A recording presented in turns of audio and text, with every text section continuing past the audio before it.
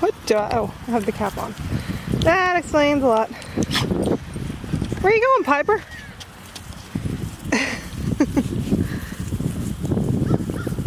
Hey, Seiji.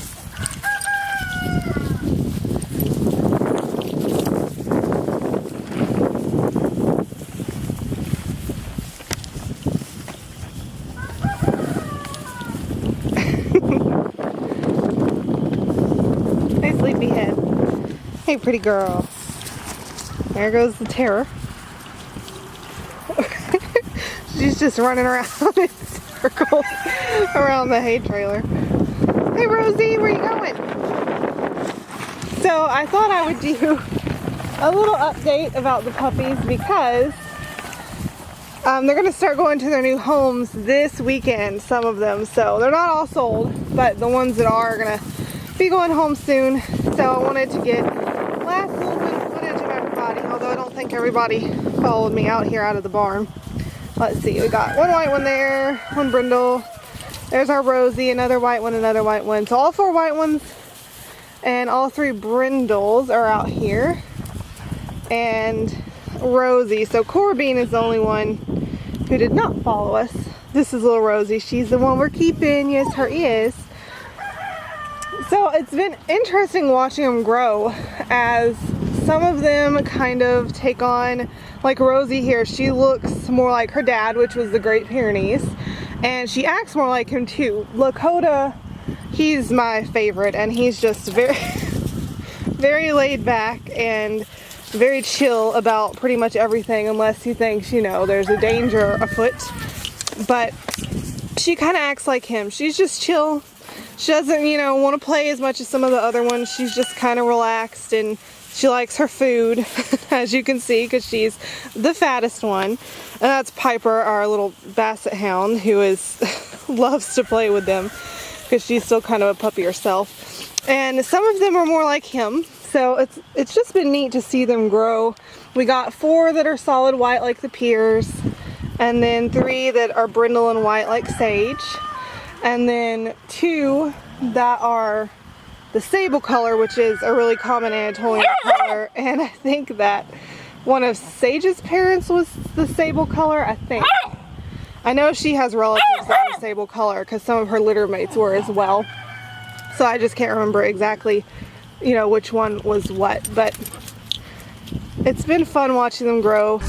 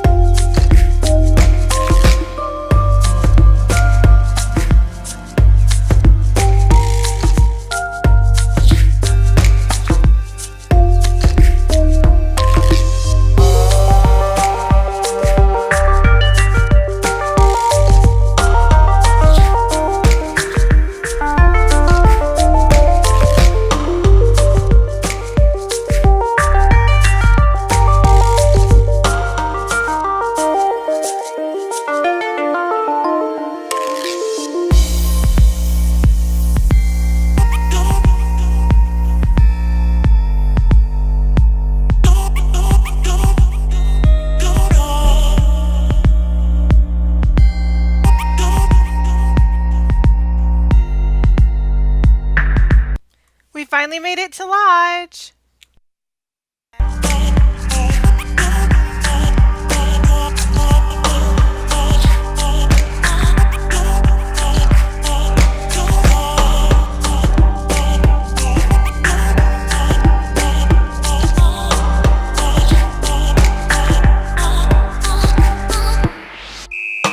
If you make homemade soap, these are excellent for making homemade cold processed soap. We had one that unfortunately got scorched when I forgot it on the oven. So now we're getting another one to replace it because they are awesome for that. They stand up to it real well. And they help it cool faster too as you stir it because it's nice and wide. So it gets lots of air exposure.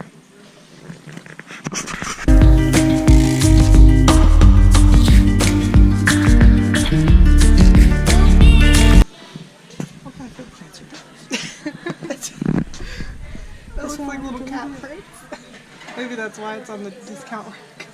No, I doubt it. Looks funny.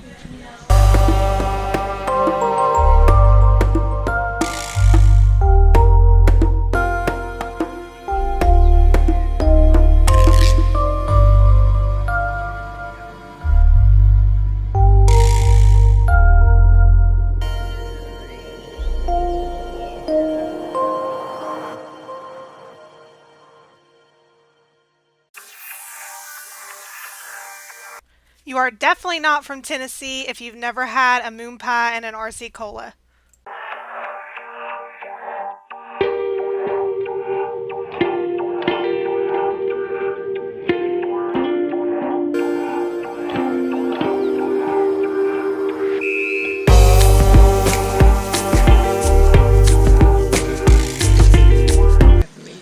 These here are perfect for making biscuits. That's what I use ours for. We have this size and it's perfect for biscuits. So Patara at Appalachia's Homestead was so sweet to actually go ahead and give me this apron when I brought her little Cora bean, and I thought that was super sweet of her, and it's an awesome apron too.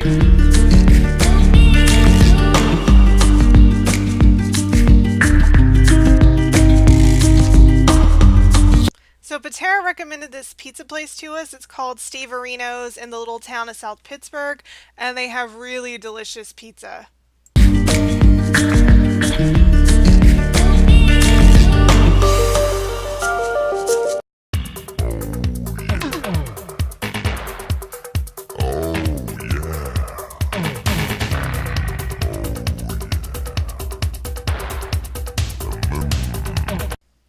So Cora was overall not very happy with the car ride. She did unfortunately get car sick early on and was just kind of out of her element and a little bit scared because, you know, a lot of puppies are that way when they're in a car for the very first time because she'd never been in a car before. She'd never been away from her mom and her siblings. But she did really well other than getting a little bit car sick, which she can't help obviously. And she started to calm down once we got there and we were waiting on Patara to come get her. And I'm loving seeing all the pictures Patara's posting on Instagram of her, and it looks like she's settled in really, really well. And I do miss her around the barnyard because she had one of the biggest personalities out of all of the puppies. So I do miss her, but I'm glad that she got a great home with Patara. And this is one last little shot of her being super cute in the car while she waits on her new mommy to come get her.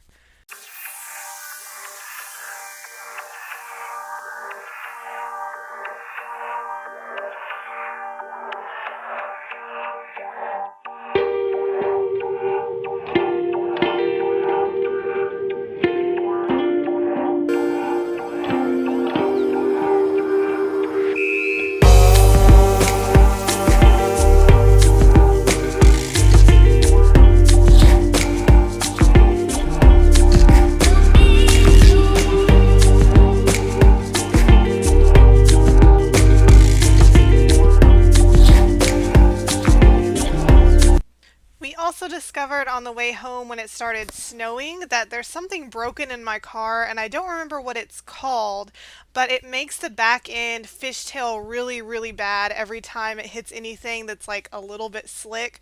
So that was kind of scary toward the end of the trip when the snow was starting to stick, and every time we hit a slippery patch, my car just kept fishtailing all over the place. But thankfully, we made it home safely and we had a really fun trip. If you've never been to East Tennessee, you've got to go. I love it every time I go.